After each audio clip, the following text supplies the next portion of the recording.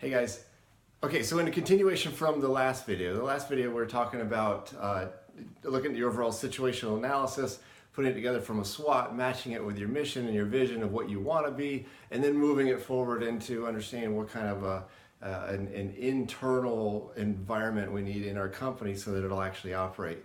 Now we're going to go a little bit further. We're going to talk about how do you actually gather this information and how do you analyze this information. And so number one is the rule is analysis is just the beginning. So you put the data together. You're gathering data from internal sources, external sources. You're putting it all together. That is just the beginning.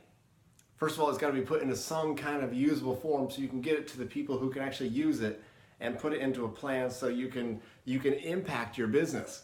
Otherwise, all you did was put a bunch of data together. You didn't actually do anything with it, and you didn't put it in any kind of a form so that the people who are putting the plans together can actually say, here is what we're going to do, and this is how you communicate it to the masses, to the operators and the work. So that's just the beginning. It's only the beginning. Okay, so now move over a little bit. This is what you were trying to analyze. You've got to put this together in some kind of a form.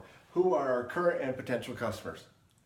Who are our current and potential customers? Who's using us today and who's going to use us in the future? And if you have a current age of 80, you might want to figure out how to appeal to the younger generation, right? That's pretty important in this analysis. The prevailing customer needs. Are you still meeting those customer needs? Are they going to continue into the future? So what are the prevailing customer needs that you are meeting? Features of the products that are meeting the needs. So this is, remember, back to your strengths. What is it about your product that is special? What is it about your product that is meeting the customer's needs and hopefully better than your competitors? And is it something special enough to where it is very difficult, is a barrier to entry around your product and service? Is it very difficult for somebody to come in and actually take it from you? And then, do you have anticipated customer changes?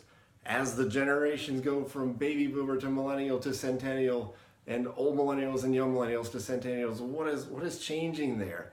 Triple bottom line, more important, we know that. What are the anticipated changes and how do you work that into your situation?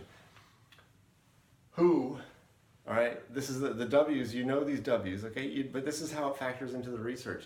Who are our current customers?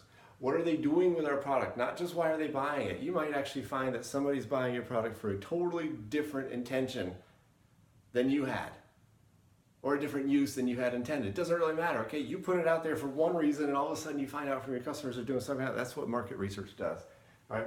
Where are they using your product or where are they buying your product? Two different things there. When do they buy your products? How often? What's their frequency? What's their frequency to return? What's their cycle of purchasing?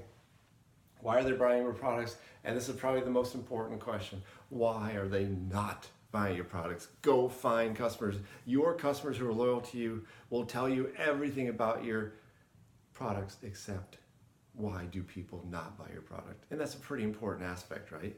You have your strengths. That's what your good customers are going to tell you.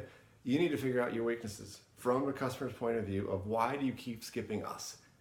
And then you can figure out, do you want to address that? It could be a reason that you could address. So go for it. Ask them. That's what research does. And then, of course, here are the issues. These are issues inherent in all research, right? One, you might have an incomplete assessment. Remember, the most important aspect of research, the definition.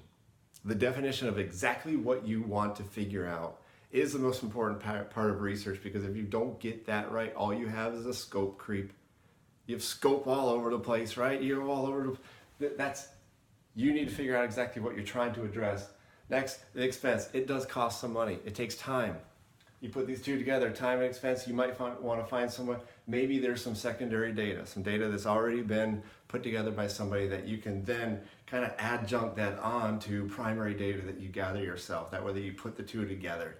And now you've actually saved some expense. And then, of course, I've just talked about this. You have a data overload. You have so much data. And then sometimes you just pass it on to the operator. Say, here's all the data, do something with it. You can't. This is like giving somebody a dashboard in a store and saying, here, look, you can do queries on your data. What good is that? They don't have time for that. You have to put that in some kind of actionable form and get that out there and say, this is what we're doing.